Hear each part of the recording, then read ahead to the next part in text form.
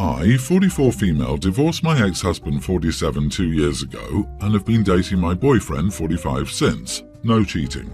My ex and I fought a lot, but the divorce was less litigious than expected. My ex-husband, James, and I were married for 21 years.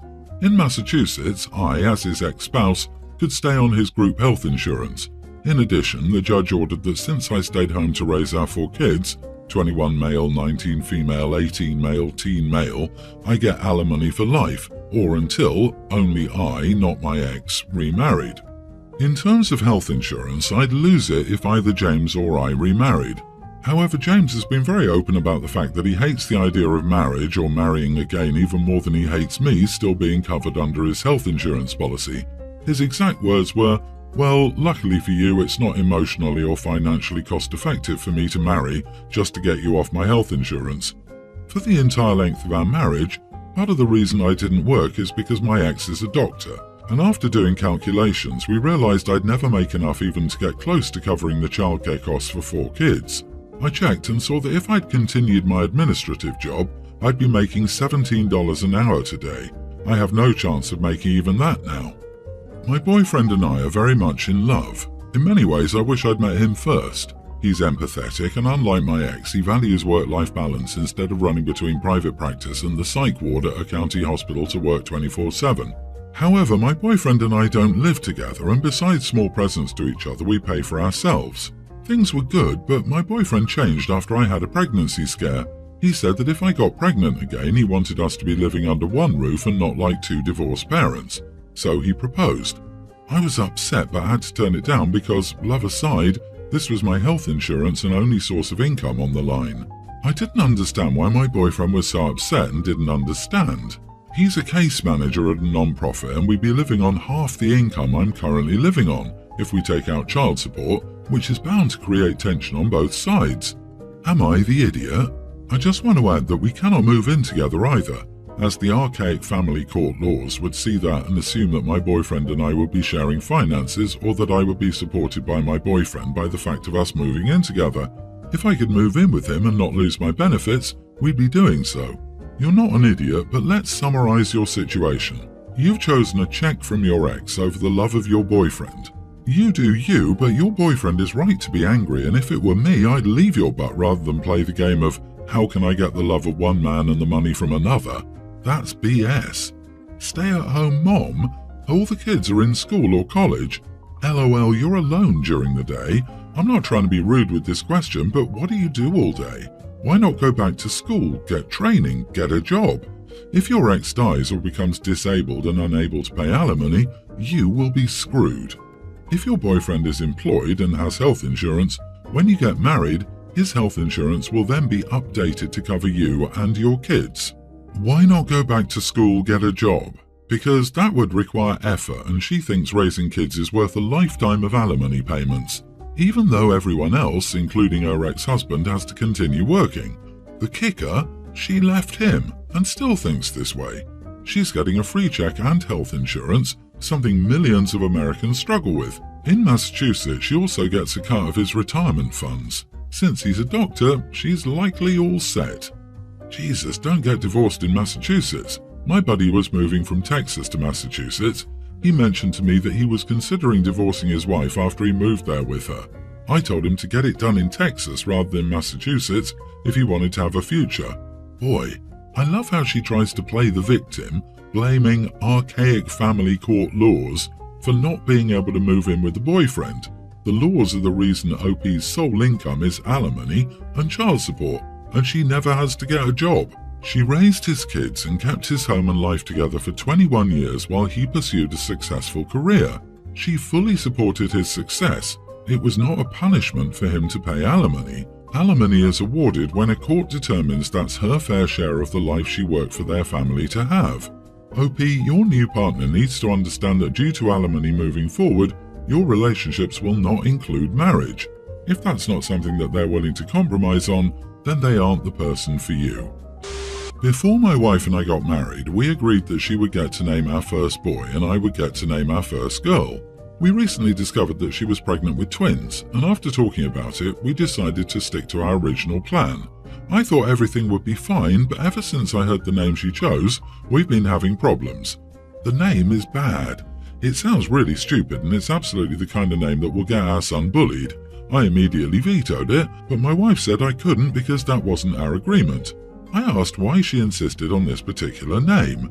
Apparently, it comes from a character she identified with in one of her favourite books when she was growing up.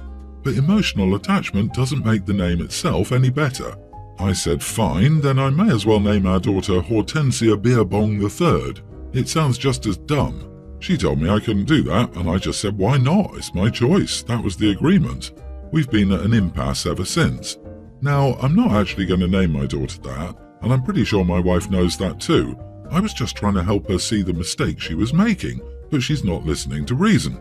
Recently, she started hinting she might just take off around her due date and give birth somewhere without me and my naming input. I think that's uncalled for, but I've got a week-long business trip that I can't get out of about a month before she's due, and I'm worried she'll take the opportunity to disappear until after the twins are here. I've told my brother to keep an eye on her while I'm gone, but it's not like he can watch her 24/7. I think her name choice is dumb and will cause problems for our son, and she thinks I'm being controlling and overdramatic. Neither of us is willing to back down, but with her hints about skipping town for the birth, I've been wondering if things have gone too far. Am I the idiot? Everyone's the idiot here. You and your wife have more issues than just naming the children. For her to threaten to take off and have the birth without you, and name the children to spite you, and then you escalating by asking your brother to watch her, is not a good indicator for the health of your marriage. For many couples, naming their children 2 yeses is a win, a single no cancels that choice. You both should agree on the names.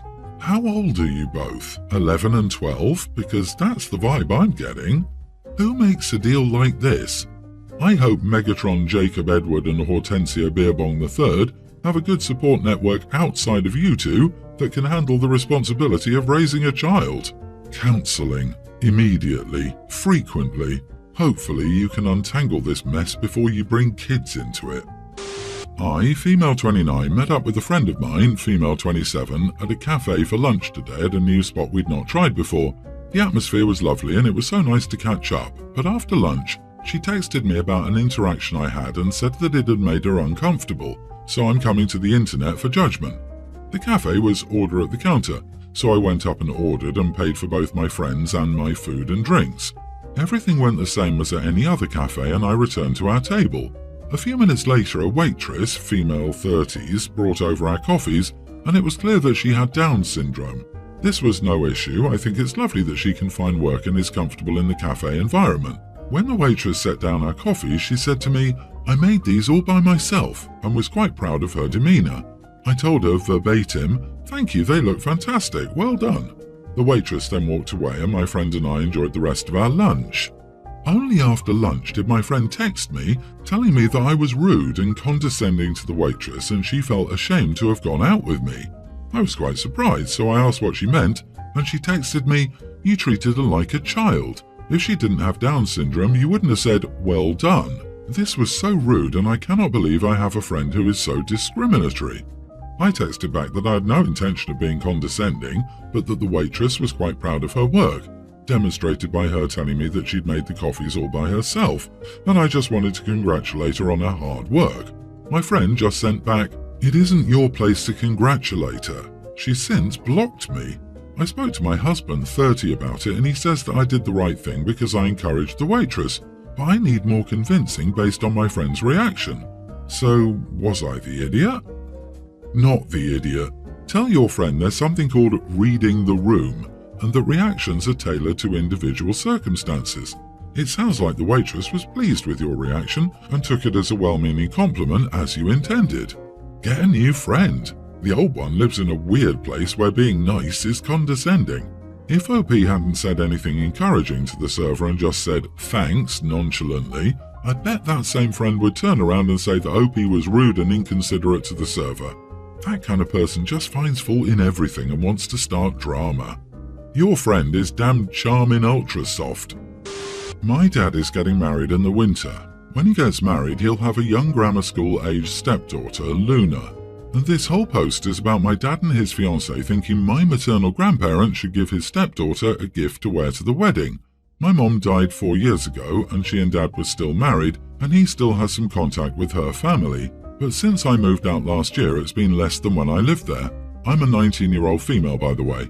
So what happens is my grandparents brought me this really sweet locket for my birthday. My dad and his fiancée were living together at the time and they brought me out to dinner to celebrate. Luna also heard her mom talking about my locket and who bought it for me. Luna was suddenly excited and talking about how they were about to be her grandparents too and if they would buy her one. My dad said they probably would and we'd ask them, meaning he and I would. I looked at him like he was crazy, but he ignored me. He did ask my grandparents later and they said no. They even asked him why they would buy her something. They have no relationship with her and will likely only see her occasionally. He was cranky with them for their response, but I was like, yeah, that makes sense to me. So my grandparents helped me and my friends move into an apartment together over the summer. They also helped us get set up with some stuff. This bothered my dad's fiancée a lot because they are yet to meet her or Luna and have made no effort to do anything for Luna's birthday. So she and my dad told them they would be invited to the wedding, which they must accept, and they must give Luna something sweet before the wedding to symbolize her being adopted as a grandchild by them. Now again, these are my mom's parents, not my dad's. My grandparents told them it would not be happening. Fast forward and my dad and his fiancée have complained about it constantly. My grandparents warned me that drama was going down over their refusal. My dad and his fiancée said I should talk to my grandparents and tell them to knock it off and to treat my sister better than they are. I told them that they shouldn't be such greedy idiots and that I would not ask my grandparents that. I told them Luna wasn't my sister, and even if she was, it wouldn't obligate my grandparents to do anything for her unless they were my dad's parents. We got into an argument over me calling them greedy idiots. They were offended and told me I was an idiot to say that about Luna too. Am I? Not the idiot. Your dad and his fiancée are insane. In what world did they think your grandparents owe Luna anything or are anything to Luna? They are greedy. Yes, you are also correct. This girl is not your sister, dad is not married yet, you're an adult and won't live under their roof. I genuinely cannot imagine having the nerve to go to the parents of a woman who died and say, we're your new daughter and grandchild, forget about your child, give us your money. He seriously has some nerve to go to OP's maternal grandparents and basically try to replace their daughter. He needs to get it in his head that the thing that made OP's mom their daughter is that they raised the woman, not that she was married to OP's dad. Jesus, what's wrong with these people? Luna is nothing to them. In addition to stepmom's parents, Luna's bio-dad's parents and OP's dad's parents. The only reason to be this way about OP's mom's parents is that they must be much richer. Now OP is an adult and dad is remarried, so he has no more access to the fringe benefits of richness. He's trying to shoehorn Luna into the love and affection of strangers to get back into the country club. I agree. Luna's mother feels entitled to OP's grandparents, even though they have nothing to do with her. OP, your dad and his fiancée should just buy Luna a locket themselves, if they wanted to have one so badly. Your maternal grandparents owe her absolutely nothing, and it's bizarre, and yes, greedy, your dad is acting like they do. Seriously, she's 6. It doesn't have to be a super expensive one. Heck, your dad should get her one as a statement and commitment of him being her new stepdad. Her mom gets a ring and she gets a locket. Perfect kid logic. I'm 44. I have my son Jim young. He's 27 this year. Jim has had an interesting love life and his demand for what I must do to make his new person feel part of the family is a lot. Of course, we made them feel welcome, but he always pushed for us to go on shopping trips and other bonding activities. His first wife I really liked and it was easy, but they were married for only 2 years. His next wife was rough. She wasn't really interested in a relationship with me, but he pushed and made situations where we would have to be together. This is one of the reasons I think she divorced him. He's engaged again and I'm refusing to do it anymore. Yes, I will be polite and welcome her. I get family, but I do not have a deeper relationship. I'm sick of getting to know people and having to drop them when they divorce because it would be seen as me picking my son's ex over my son. They wanted me to take a girls' trip to New York and I shot it down. I told them I didn't wish for a deep relationship with her, that I will not go on any trips or bonding activities. She left and my son is angry that I rejected his fiancée. We got into a huge argument and he called me an idiot. Am I the idiot? Third marriage at 27? Maybe you should choose some of daughter-in-law's sides. He sounds wonderful. Not the idiot. You don't need to form a deep bond with your son's flavors of the month. Well, wedding venues and planners love the son. I would ask your son why he gets married and divorced so often. He's already on his third soon-to-be wife and not even 30 years old yet. At this rate, he's going to easily surpass Elizabeth Taylor in the number of marriages before he dies. Is that his goal in life? Your son would benefit from some therapy. You're the kind of mother-in-law a lot of women and men want. Not overly involved, not up in their business, not calling or showing up to the farm for information and insight you have no business in. Your son, meanwhile, is being ridiculous, and it seems he's found a wife just as ridiculous as him. You're not obligated to have friendships or relationships where you don't want them. Full stop.